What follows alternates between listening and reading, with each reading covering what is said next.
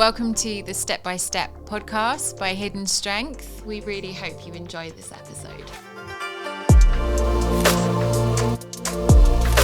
Hello, and welcome back to another episode of Step by Step, the podcast by Hidden Strength. And today I'm fangirling, and I've never fangirled on the pod before. We've never done anything like this. It's almost the official book tour, but I'm giving away all the spoilers. But can we all please, if you're listening, if you're watching, just take a moment to whoop, to holler, to clap, to click, to snap. Ellisha! Hello. I'll do it for us all. Insert sounds here. How are you? I'm good. How are you? I'm grand. I'm absolutely buzzing that you're here. I'm buzzing I'm here. I feel like I cannot do any justice in kind of letting the world know who you are. So how do you introduce yourself to people when you get the luxury of meeting the people that you do? I say, hi, I'm Ellisha. I'm 19 and I'm a student mental health nurse. That's my usual. Are we not going to talk about the author? Spoilers. Yeah, I'll throw that in afterwards. Okay, stay tuned. So being a mental health nurse, incredible. But a lot of people get into that sector for one of two reasons. They either just want to give back and help others, or they've had direct lived experience and almost go through a pathway of either healing their younger selves, or they want to create new systems, environments, so less people feel the need to heal their younger selves. Mm-hmm. Do you sit in any of those camps? Yes, I've fallen into... Well, I myself experienced mental health. Like, it played a big role in my life, and it still does. But the reason for me becoming a mental health nurse is because of the impact of another nurse that I had on me. And she completely changed my life. So that is why I'm here. So let's kind of walk it back and almost do a timeline of experiences, because also this gives people the chance to get to know and arguably fall in love with you like we did. But it's not about us and us fangirling. When was the first time that you experienced mental health? So I've always said it's hard to pinpoint when it was. But when I look back on like my life now, it kind of gradually got like more and more intense in a way. I would say it became really big in my life around year 8 or 9 of school. And that is when I noticed that something wasn't right. And that's when I started reaching out for support, usually with my teachers at school as well. Can you share a bit more about kind of what that looked like when you realised, hang on, this isn't quite normal? So I've always been an anxious person. Like, even as a child, I remember being so anxious. So I was kind of just used to that. And then year 8 and 9, it was like I was feeling very low. And then now when I look back at it, I was like severely depressed. And obviously I didn't have much knowledge at the time. So I just kind of thought, I'm going through something different and everyone has bad days. But it was kind of a bit more than that. I was really low. I had this self-hatred for myself. I was like, I'm the worst person on this earth. Yeah. And it kind of just fell into that trap. And was there any point during year 8 or 9 that you remember that started it all? Or was it just that you noticed such a shift in how you were beforehand to how you were currently kind of living and existing that you were like, hang on, I'm almost feeling the emotional whiplash of that? Yeah, I couldn't say what it was that kind of triggered it. It was just, I was feeling very low every day. And then I was like, this isn't me, because I'm normally a happy, outgoing, bubbly person. And on the outside, I still tried to be like that until I'd be at home, or deep down I knew that I just wasn't okay. Yeah. So talk to me a bit more about that kind of taking that first step for support. You mentioned your teachers. Were they supportive at school, or were you relying more at home and that kind of outside environment to give you that strength to ask for help? Yeah, it was a very hard decision because I didn't know much about it and I didn't know what I was experiencing. So I kind of just thought I need to mention something. So I went to my teachers, and me and my mum are really close. Like, we consider ourselves more as best friends than like mum and daughter. Love that. But as close as we are, I felt like I had to protect her in a way from like knowing what was going on with me. Yeah. So I felt more comfortable going to a trusted teacher. They were really supportive, but then they obviously like safeguarding. It all went back to my mum, and she's really supportive. She always has been. Yeah, and it kind of went from there. My teachers and my mum were kind of staying in touch, trying to get me support in school and outside of school. Yeah. So what made it so difficult to make that first step to ask for help? Was it because you didn't know or didn't have enough education, awareness of mental health? Or was it I love mum. Mum is literally my best friend. I don't want to upset her in any way. It was a bit of both. It was, I don't know what I'm experiencing, so I don't know how to put this into words to say this. And I didn't have a reason for feeling like that. So I thought if I went and said, look, I'm feeling like this, they're kind of going to ask why, when, how, and I don't have answers. Yeah. So I was kind of just stuck, and I did want to keep it out of like the house, but then obviously it all builds up and it had to come out sooner or later. So then talk me through what happened. Obviously safeguarding, incredible, schools connected with mum, 2 trusted adults that you feel really safe with. Was there any inbuilt support as a result of that conversation, or was it one of those see how things go and maybe we reconvene? Yeah, so I got given counselling in school, and then we tried to contact my GP to see if there was anything outside. Clearly we didn't get that far with the GP, but I was having counselling in school.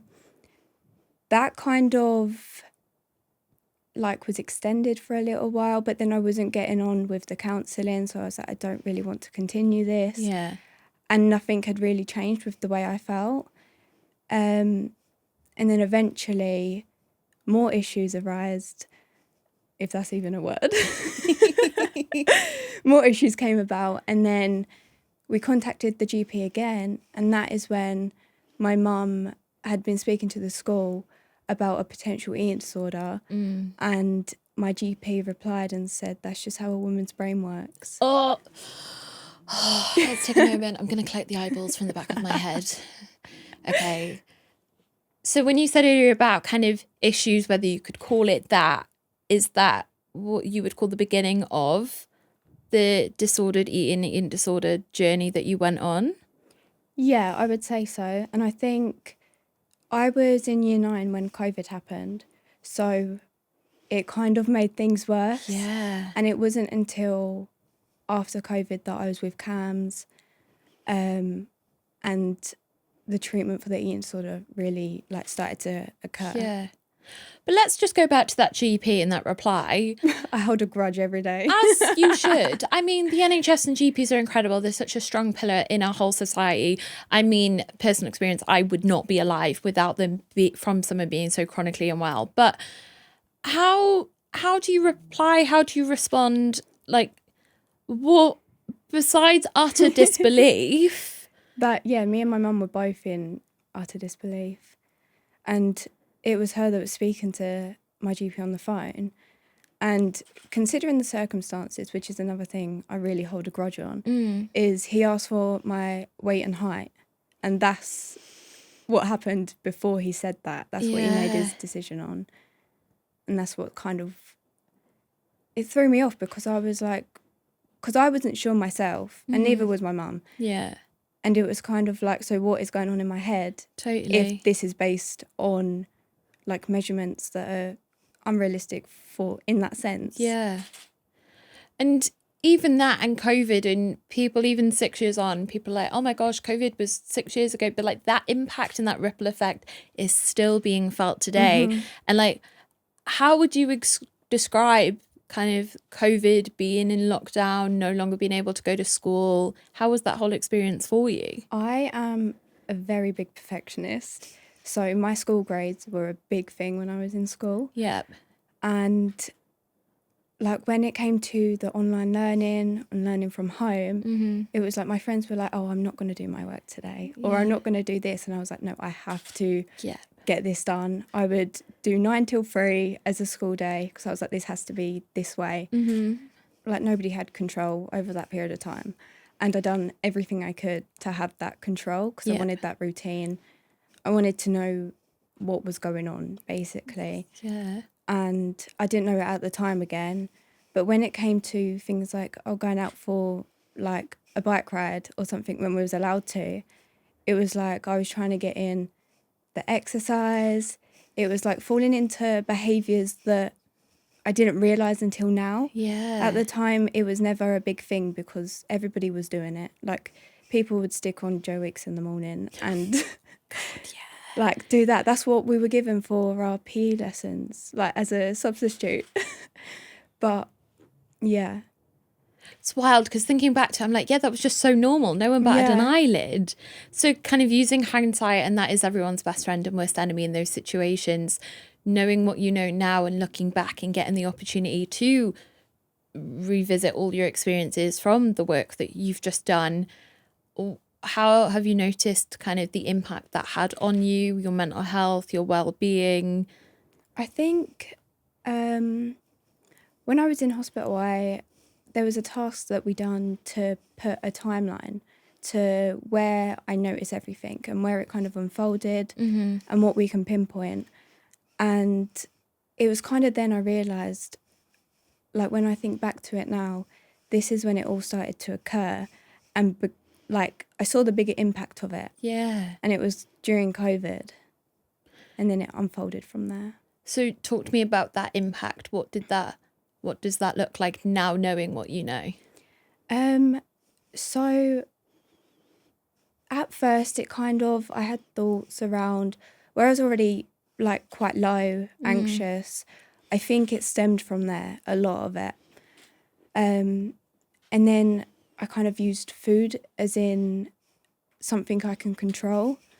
And it was more, I don't think it ever started with the way my body looked or anything towards my body. It was more of the control.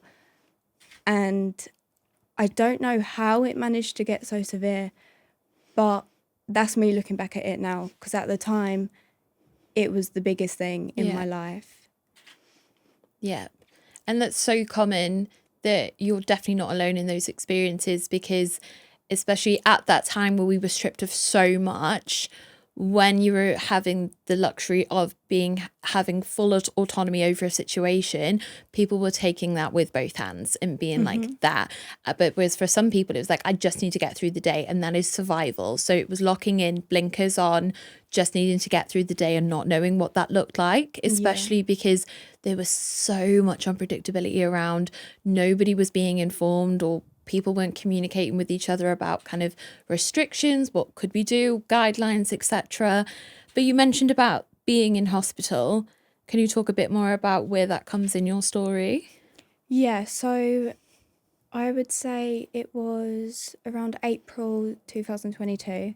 I was diagnosed with anorexia, and then I was with CAMS, but obviously I was in a very strict routine and mindset that it was later on in the year, in August, I was admitted to hospital, and I was there until the January 2023. Yeah. And that was kind of the biggest thing in my life. How so? It was, I mean, I was just turned 16 at the time, and I was a very homebody. Like, I liked being at home. I was always in my room. I liked my alone time. And knowing it was the unknown, because I didn't know what I was going into. Yeah. And I was so naive, and I was like, I knew that I would be going into a place that was going to make me do exactly what I didn't want to do. So that was really scary. And the first couple of nights there were hell, to say the least. Yeah.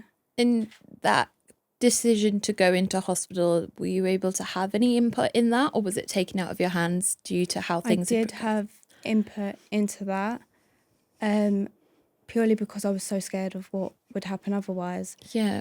And I did know, as much as I could see that there was a problem, I wasn't ready to make that change, and I couldn't make that change. So it was more like I had to trust the people around me and be like, I'm going to like go with what you're saying because like I wouldn't be able to do it myself. Yeah. But that and letting your guard down and letting people in at a time where your guard that was the highest of walls, the thickest of steel, like nobody was getting in those situations and you liked being by yourself. What made you trust people and lower that guard down? I think it was very much my mum and my sisters, seeing how like my journey impacted them. Yeah. It was very much like I have to, like my mum was in bits during the whole like admission. Yeah. And it was kind of like I can see that this isn't doing good on her. Yeah. So yeah, my family are a big part of it.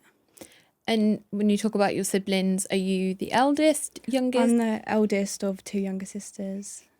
So I get it. There's almost that kind of standard and expectation that you look up to as having an older sibling to be that role model as such. So you seeing that impact and the ripple effect your actions are having on them made you decide, actually, I need to explore looking at change and improving and making myself feel better. Yeah. Those first few nights at hospital, what made them hell? So when me and my mum look back at it now, we laugh about it because we just think it's so ridiculous. Yeah. But where I was with new people, it was complete strangers. I was so scared. Yeah. The first few nights, I felt like I didn't belong. And it was kind of like, I'm well enough to be here. I don't belong here. This isn't for me. Yeah. And it was, the place that I went into as well was very quiet. Like there was 2 patients there at the time and one of them had COVID. So I didn't get to see her. No. So it was very isolating and I didn't know what I was expecting and I didn't know how long I'd be there for. So I phoned everyone in my contacts. I was like, I was so angry at the situation and I'm not an angry person. So people could see how upset and frustrated I was. And I was telling them like, somebody needs to come and pick me up because I can't stay here. This isn't for me. Like, I was bribing them saying that if you come pick me up, I'll go home and eat a pizza. And my mum was like, that's not realistic, Ellisha, is it? Yeah. But I think that just shows how desperate and vulnerable you were, that you were so exposed that you were like, I'll do anything I can to get out of this situation. So during that hospital admission, what happened? Was it a chance for you to re-identify with eating and coping mechanisms, or was it just I need to get through and get myself to a point where I can go home and be with my family?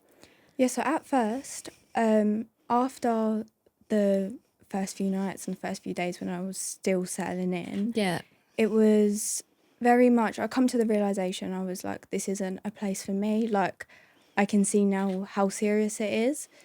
And it was like, this is my chance. If I'm going to get better, it's going to have to be now. Yeah. So I did start like slowly making my way through, using the support that was there as well with like family therapy. And I did see myself on the right lines. Like it was going like smoothly in a way, as smoothly as it could. Yeah. And then a big step in my admission time was it kind of unfolded like drastically. Like there was one thing, I went on home leave and obviously it's a different environment. Like I got used to the hospital by this point, and I took a photo and I saw myself in that photo and it changed everything for me because I was like, I can't be doing this. I don't like the way I look. And suddenly things were back to square one, or worse, I would say. It's so interesting, isn't it? How easy we can make an environment feel so normal and feel our own. And like hospital to begin with, you were bribing and emotionally blackmailing people to help you escape. And then you're like, actually, this is now my reality. And then going back to a place which you only ever wanted to go back to at the start, to then become that turning point that you found yourself relapsing and going back. What made it worse this time? It was, I think everything happened, I wouldn't say it was quick at all, but everything felt very fast. And it was like I was really uncomfortable with the way things were turning out. And obviously recovery is an uncomfortable process, so that's to be expected. Yeah. But obviously I didn't cope with that very well. And that turned around big time on me. Yeah. Emotional whiplash is something that a lot of people say when they describe their experiences, because you can go from one situation to the next, 0 to 100, that you almost lose your sense of reality and being, because you're like, what's going on? I'm now doing this, but one decision has meant now that I'm going down a whole different pathway. How were you able to recover and kind of take those steps back to where you were despite such a huge relapse and a huge step back? It took a while. It took probably until the end of my admission. And that was probably 3 months, because I was at a point beforehand where I was seeing what real life was like. Obviously, it was still something that I dealt with every day and a big thing in my life. But I was doing more normal things. When I'd go on leave, I'd go and see family. And I was kind of getting a hint of what recovery could be like. Yeah. And then all of a sudden, the eating disorder was everywhere in my mind. Like, I didn't care about the reality of like everyday life. I was just controlled by the eating disorder again. And then a very big part of my story is a nurse, Sam, that I met.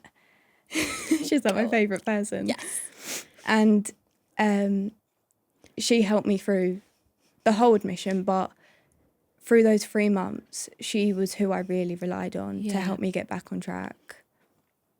Come on, tell me about Sam. So Sam was the first person to introduce herself to me on the ward and the last person to say goodbye to. Stop it. But she is like, do you know what? There's not even words to describe her. She's like a very special human being. And the way she connected with me, and I know a lot of other patients and other staff as well could see how special she was. Yeah. It was like there was something about her that just made everything okay. I love that. Tell me more, because I know you said, how can I describe something that was made such a huge impact, and like maybe words can't, it's an injustice to kind of show, and like how you light up as soon as we mentioned Sam, you're like, let's go.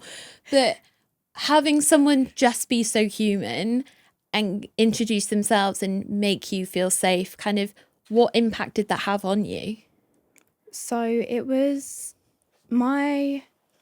I describe it as like a wall that was built up, so like nobody could get in and nobody could get out. Mm-hmm. It was built with like the best cement you can get.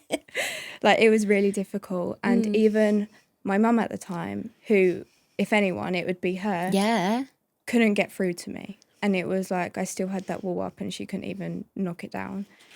And Sam could. No other staff there as well was as powerful as doing that as she was. And we basically built this trust, and I kind of had to turn everything and push everything onto her in a way, because I couldn't do it myself. Yeah. And I had fallen back into a really bad place, that it was like she would tell me, like, you have to trust the process and you have to trust the people around you who are telling you differently. And yeah, she knew me like really well, and she was the only person that I was really comfortable to tell like everything to. Yeah.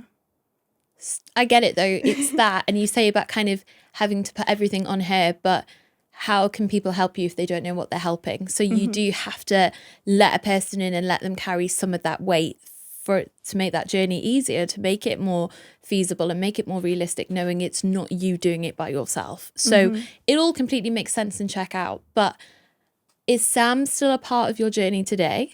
Every day. Tell me more. I carry her with me in my heart every day.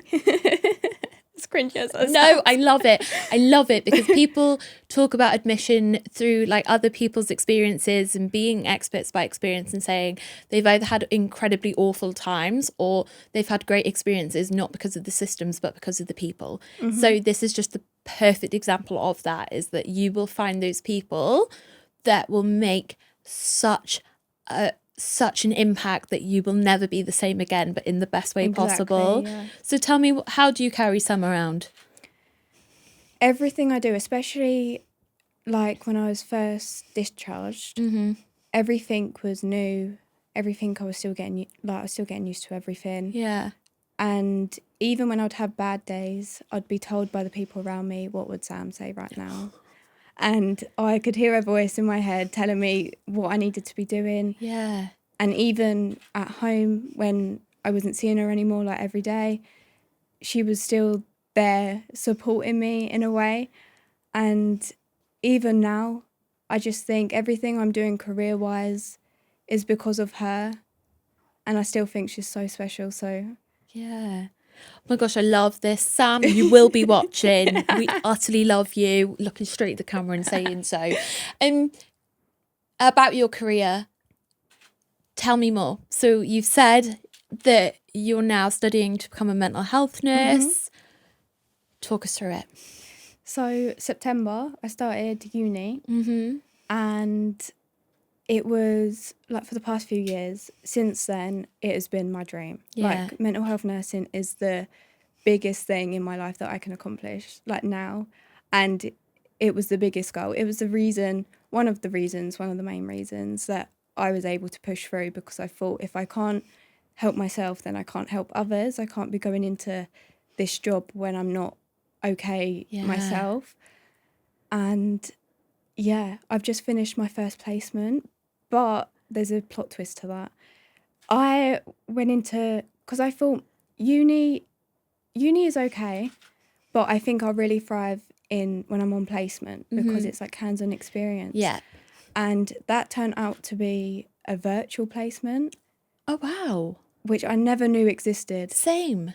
No. So it was at first I was very, very disappointed, because I was like, there's no way that I can get experience from this.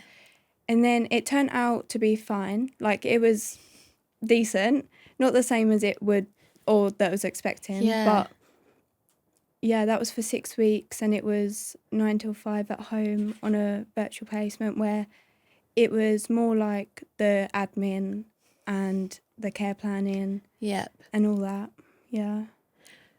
So becoming a mental health nurse, I totally get it, because you've had so many experiences that you can use as your superpower when helping others. Or where do you see yourself going? Kind of course, you've finished your studies with uni, but then what comes next? Do you know what? I don't know. I love that. And that's really surprising of me to say, because normally I'm like, yep, I'm going to know this. I need to plan this out. But I don't know. Wherever it leads me to. Yeah. But even using your experiences, and it's so clear that you want to give back and you want to create meaningful change, and your purpose is clearly being in this space and supporting and helping others, whether that's through your own story or allowing others to trust you the way that you trusted Sam. How do you think your experiences are going to help you with whatever career you decide? I think my experience changed me as a person altogether. So I'm very much a mental health advocate. Yeah. And I'm a really empathetic person. Yeah. I feel like I will big myself up in those elements As to you say that I'm always there. I'm a supportive friend. And knowing how I felt and my experience, I can picture how other people are going to feel, whether that could be anything in relation to that as well. So I think I kind of can work my way around it, if that makes sense. Totally. It's showing how versatile, how flexible, but also just how you can adjust, even if it's just a few things, to make someone feel safe, supportive, and that they matter, because clearly that's what Sam did for you, to show that you are worthy, you deserve to be here, you deserve to get better, and you have every right to be here just as much as anyone else in the community and kind of thriving as such. Yeah. But you've not just stopped at your degree. You've written a book. I have. Talk to me about was this ever on the bingo board? It was never on the bingo board. It was never once did writing a book cross my mind, because I don't even read many books. Like, it's really bad of me to say, but like, it never crossed my mind at all. And then it was when I was in sixth form and I was with my counsellor, and she suggested a book to me, and I read it and I was like, I really enjoyed that. And she was like, I can see you writing a book like that one day. And she said it in just like briefly, mid-conversation, and then we carried on talking about whatnot. And then it kind of stuck with me. And I was like, how cool would it be to write a book? And then I was like, do you know what? I might as well give it a go. So one night, it was probably early hours in the morning, I was like, let's get on with writing this book. And at first, I didn't think it was going to go anywhere. Like, I was like, I might not even finish this. Yeah. I didn't expect anything from it. And then once I got a little bit through it, I was like, I got to finish this. I can't stop. Yeah. And I was so impatient with it all that I was like, I've got to get this done. And then, yeah. How does it feel to have a book published and out there for people to read? It's crazy. I never expected it. And honestly, the fact that yous have seen it, and like, I have family friends that are saying that they're going to speak to their team and see if they can get it in their workplace, because some of them work in a mental health setting. It's just crazy. I thought when it was put out, it would be my mum, maybe my sisters that read it. Yeah. And that would be it. But no, it's unbelievable of what it's done. But also, it's unbelievable because it's come from you. And like, the way of like that you've written it, it is just like you're talking to a friend.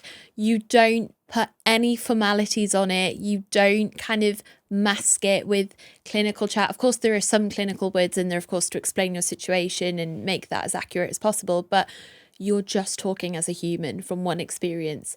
And like, this is my story. And that is something that comes across so much, is how it's just so you. And now, having read the book first, then meeting you, it's like, it's literally, I can read it again now with your voice in my head. Like, it's just so personable and it's so relatable, and it's written in a way that you're bridging that gap. You're allowing people to let their guard down and trust. And I think it's incredible how you've been able to take some of your experiences and some of the barriers that took so long to overcome to now make that one of the first forefronts of the book.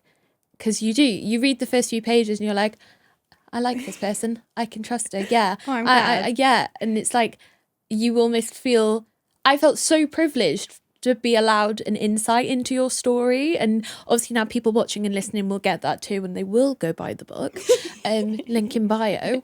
But, and you said how we found it because you put us in a signposting. So if it wasn't for you, none of this would have happened anyway. But we always say to people who come on the pod, if whoever's listening or watching could take one thing away from this episode, what do you want that to be? Never stop believing in yourself, because there are so many brighter days ahead. That's what I would say. I love that so much. Thank you so much for being here. Thank you for having me. My pleasure. I'd be like, stay. Thank you so much for watching today. If you feel like you need additional support after the podcast, we've linked resources below. Please like, share, subscribe, whatever you're listening to us on today. And download our Hidden Strength app.